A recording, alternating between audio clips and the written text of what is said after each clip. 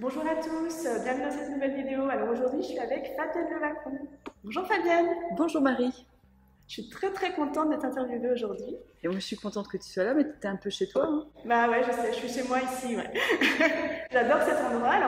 Alors aujourd'hui, on est au dojo Archelios, que tu as fondé il y a 10 ans. Enfin non, l'école tu l'as fondée il y a 10 Oui. ans. Alors, tu peux me raconter aussi aux gens qui nous regardent ton parcours. Comment t'en es arrivée là? Alors, à créer le dojo, à l'ouverture du dojo, euh, comment j'en suis arrivée là? Alors, il y a 10 ans, j'ai créé Archelios, qui est une école d'arts martiaux spécialisée dans les arts internes. Donc, arts internes, ça veut dire que ce sont surtout des kung-fu de style souple et ça inclut le tai chi chuan et puis également les arts énergétiques comme le qigong, qigong daoyi et dans le kung-fu, essentiellement le pakwajang. Donc il y a 10 ans, j'ai créé l'école Archelios et pendant 10 ans, cette école s'est retrouvée à devoir toujours trouver des salles municipales, des salles d'entraînement, comme quasi tous les profs d'arts martiaux doivent. Enfin voilà, on est toujours en recherche de salles. Donc ça crée une espèce d'instabilité, c'est pas confortable pour développer dans le temps. Et donc il y a 4 mois de ça, j'ai franchi un cap et puis on a lancé ce dojo. Là, on va pouvoir expanser complètement ce qu'on fait. Cet endroit est super, il faut dire. Alors, est-ce que tu peux développer un peu ce que c'est les arts martiaux? Parce que dans la tête, je pense, de beaucoup de gens, c'est un peu flou en fait. Oui, oui, c'est souvent flou, puis c'est souvent mélangé à des clichés qu'on a. Donc si on a regardé beaucoup de films, si on a des références de films, quand on pense arts martiaux, on va penser, si on dit kung fu, on va penser Bruce Lee, si on dit judo, on va penser à des compétiteurs des Jeux Olympiques. On a beaucoup de clichés comme ça qui sont liés aux arts martiaux.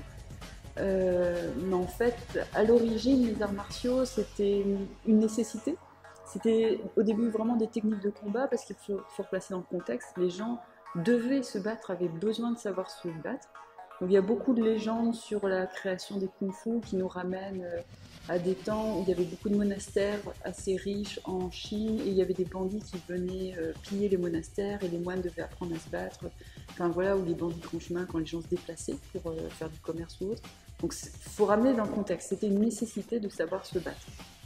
Et en Chine notamment, il y a eu une diversité de styles à se créer, à émerger. Et au fur et à mesure, les disciplines ont évolué et au final, il en est sorti quelque chose d'assez complet, où les arts martiaux étaient à la fois une technique de combat, à la fois avaient un aspect travail énergétique et de santé, et à la fois pouvaient être liés à une pratique spirituelle, puisque notamment en Chine, le bouddhisme Chan, Zen, qui est né, puis ensuite est parti au Japon. Et ce qu'on connaît maintenant, c'est quand on entend parler de judo, aikido, karaté-do, à la fin il y a toujours le mot do qui veut dire la voie. Et ça rappelle ce que c'était avant, c'est-à-dire que c'était des voies où il y avait une pratique à la fois spirituelle, à la fois martiale, à la fois de santé. Donc c'est quelque chose de complet.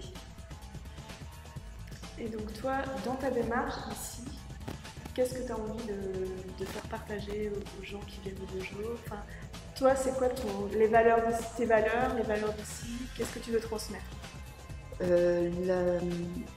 L'essentiel, c'est d'essayer de retourner vers cette idée complète des arts martiaux. C'est-à-dire qu'ici, on ne va pas faire un cours de kung fu avec l'idée juste de se battre et s'arrêter à ça. Si on travaille le kung fu, en parallèle, les techniques qu'on travaille sont aussi des techniques de santé. Parce que quelle serait l'utilité d'apprendre à se battre et d'être doué dans le combat si en avançant en âge, on ne pouvait pas fortifier son corps et améliorer ses capacités.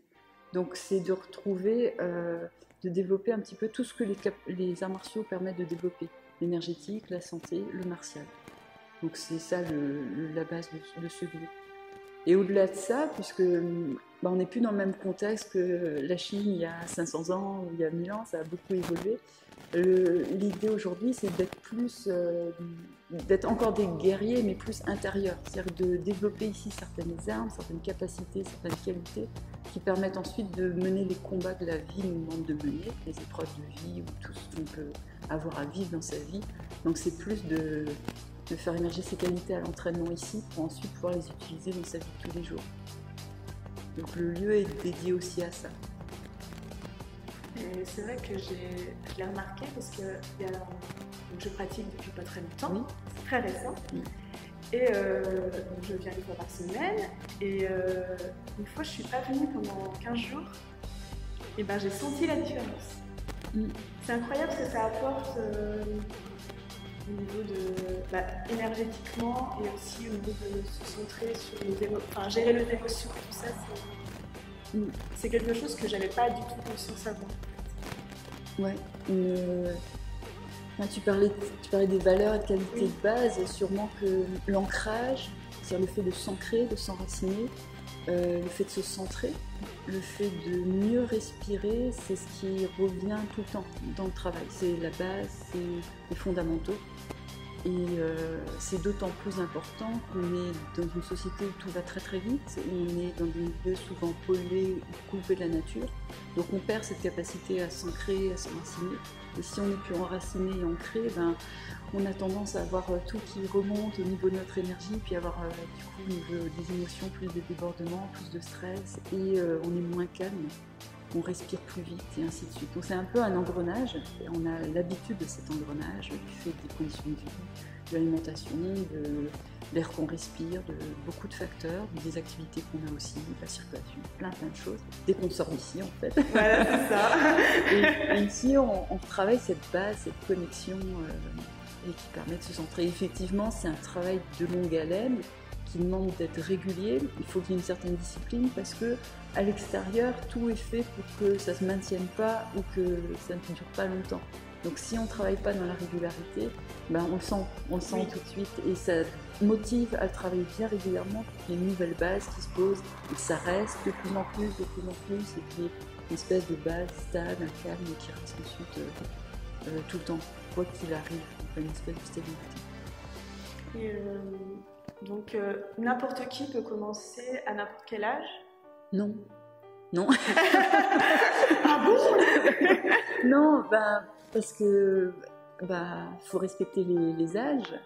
On ne peut pas, sur des kung fu assez dynamiques, ça serait ridicule de commencer passer 60 ans si on n'a pas eu un certain nombre d'activités physiques toute sa vie qui forment le corps d'une certaine manière, avec une certaine souplesse. Ça serait décalé de commencer à travailler tard.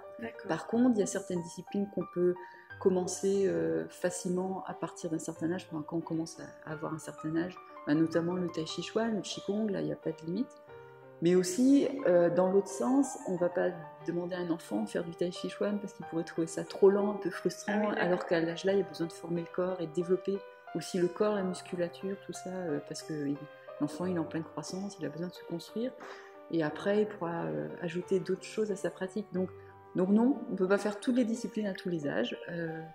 Il y a un certain ordre qui correspond à la fois à l'âge qu'on a, à la fois aussi au type de personne que l'on est, le tempérament qu'on a, le besoin qu'on a, et puis aussi au développement physique qu'on a eu. Si on a passé un certain âge, j'ai déjà passé 30 ans, pour moi c'est intéressant de voir si le pratiquant qui vient a eu du sport toute son enfance ou pas, si c'était un sport qui a formé une certaine mobilité dans son corps, une certaine agilité, une certaine détente ou pas, et quel résultat déjà ça donne à 30 ans, et c'est à partir de ce résultat qu'on va peut-être déconstruire certaines mauvaises habitudes et petit à petit retrouver des choses plus naturelles, plus fluides. Mais on démarre sur un constat qui est lié à l'âge et à l'expérience de vie. Donc non, on ne peut pas faire tout. Ça s'entend. Ça serait. Mais j'entends des fois des choses comme ça serait pas respectueux. Enfin, les gens peut-être pourraient se pousser un peu, mais c'est pas de réduire le corps que de dire ça. On peut aller très très loin et dépasser beaucoup de limites. On peut gagner en souplesse toute sa vie, ça par contre c'est sûr, même quelqu'un qui commence tard, il gagnera en souplesse.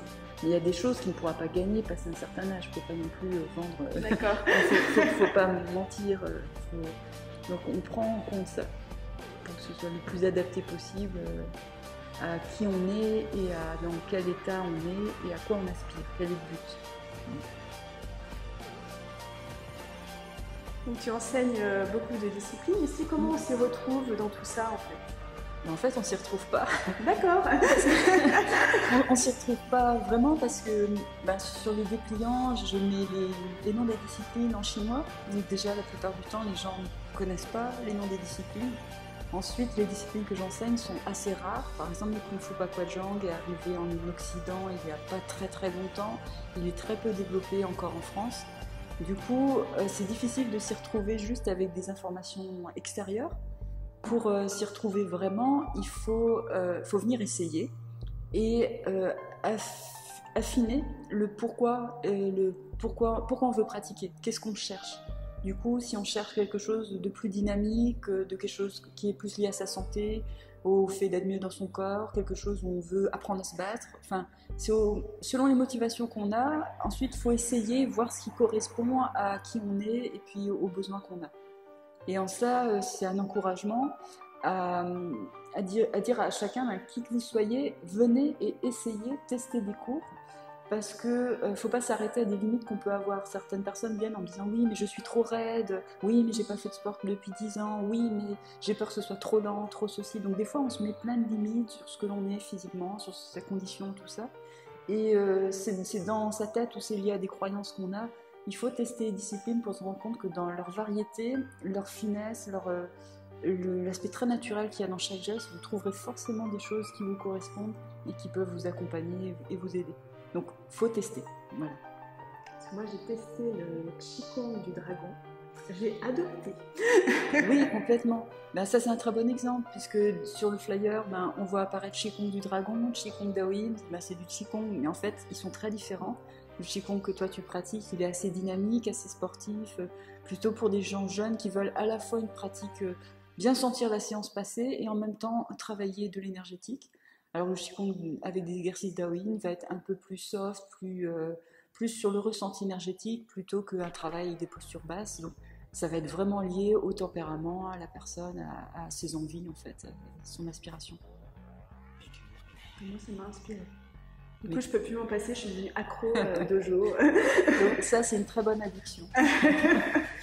D'ailleurs, comme on est addict, c'est ouvert tout l'été, le dojo, il se passe des choses ici, tu peux en parler un peu ? Oui, complètement. Ça fait partie de la philosophie du dojo, qui est qu'on acquiert certaines capacités avec de la régularité. Il n'y a pas de secret, c'est pas des super pouvoirs comme dans les films où on se fait piquer par une araignée, ça va tout seul après.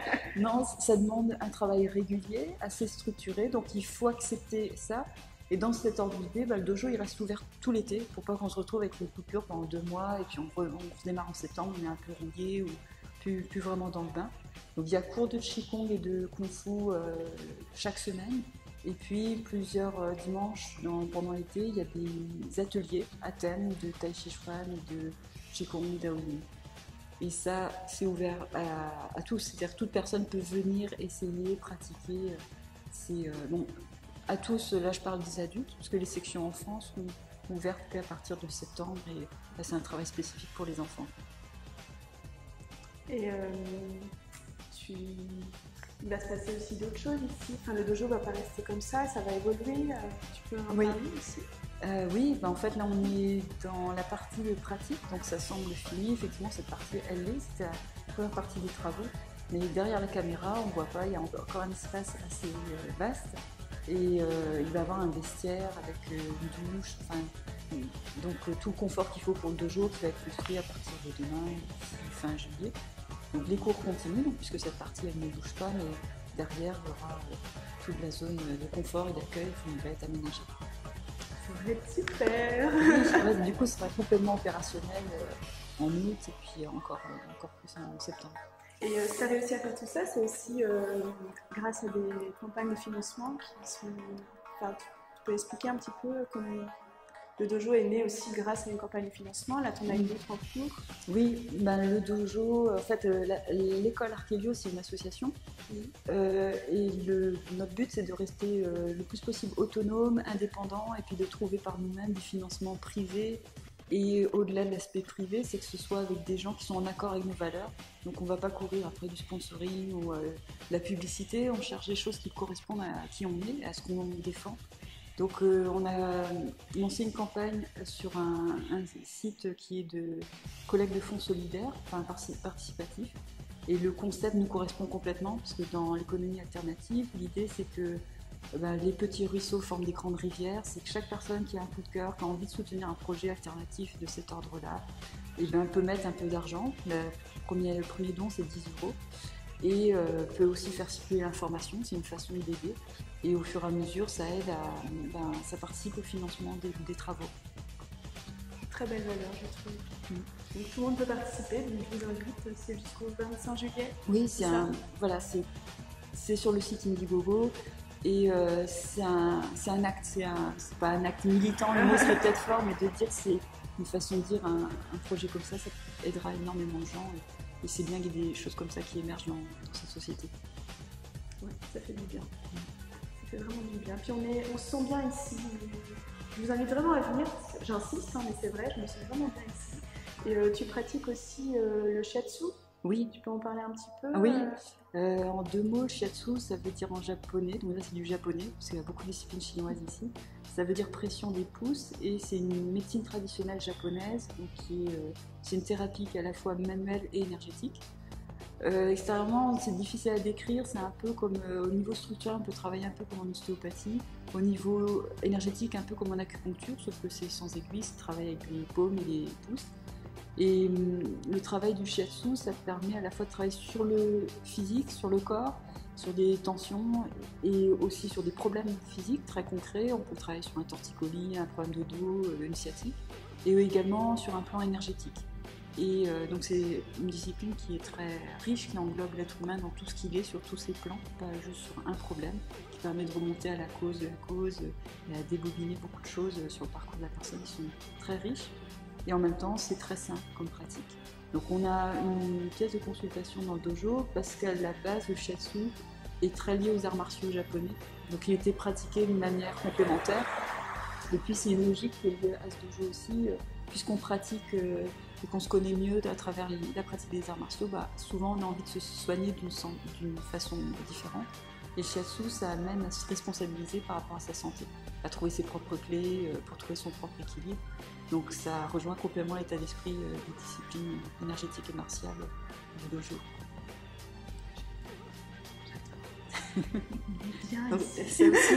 C'est à tester, c'est à découvrir parce que on peut en parler longtemps, mais ça c'est de l'ordre de l'expérience, de la volonté. Il ne peut pas le faire ressentir, encore moins à travers un écran. Ouais, c'est un peu compliqué. C'est génial, super de pouvoir en parler, mais il faut l'expérimenter. Je te remercie pour ce partage. Merci beaucoup. Merci à toi. Donc je vous invite à venir voir Fabienne, parce qu'en plus elle est formidable, elle va pas le dire. Mais... je dis ça, sinon je la frappe. Parce qu'on la court juste après, donc je me tiens bien quand même. Merci beaucoup. Merci à toi, Marie. Merci de nous avoir écoutés. Partagez l'information, venez au dojo. Et puis à la semaine prochaine pour une nouvelle vidéo. Merci.